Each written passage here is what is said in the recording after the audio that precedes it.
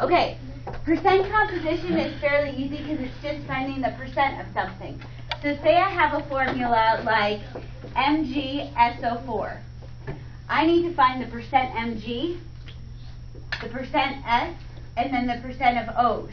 So I'm going to add each of this up. 1 Mg is 24.3. 1 S is 32.1. Now I have 4 O's. So each O is 16, so I'm going to have 4 times 16, which is 64. If I add all of these up,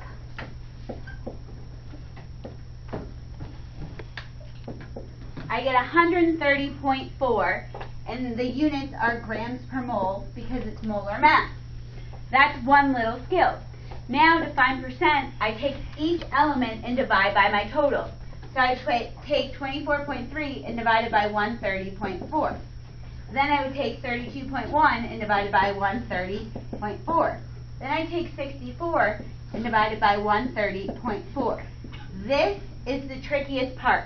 Most people, when they do percent composition, just take one oxygen and divide it by the total. But you want to take all the oxygens and divide it by the total. Otherwise, you'd find the percent of just one of your oxygens. You want the total percent oxygen. Once I get this number, I have to multiply it by 100 to give me a percentage. Does anyone have a number for me? Or a calculator? Because I cannot do that in my head fast enough. For Mg, it's 18.63 or 19%. Do you have an S percent? S is 24.6 or 25%.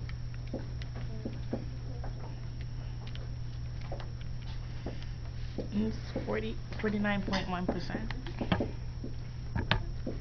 And if you look at these numbers and you add them all together, I should get somewhere very close to 100%, maybe 99.9, but it should be 100 because my whole molecule is made up of all my Mg's, my S's, and my O's.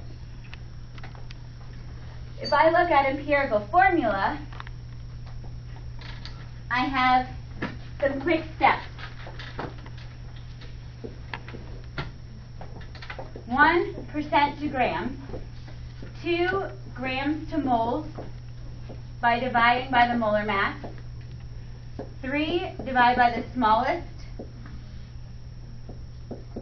4 round, 5 formula.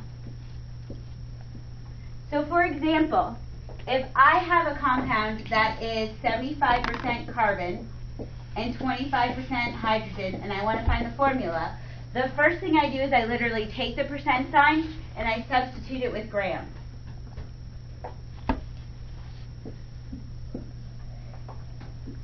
Step 2 is to find the moles, and I do that by dividing by the molar mass.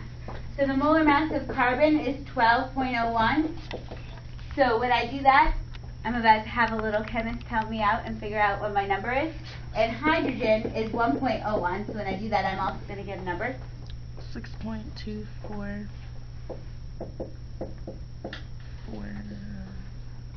And when I do that for hydrogen, I should get something around 24 point something, 25.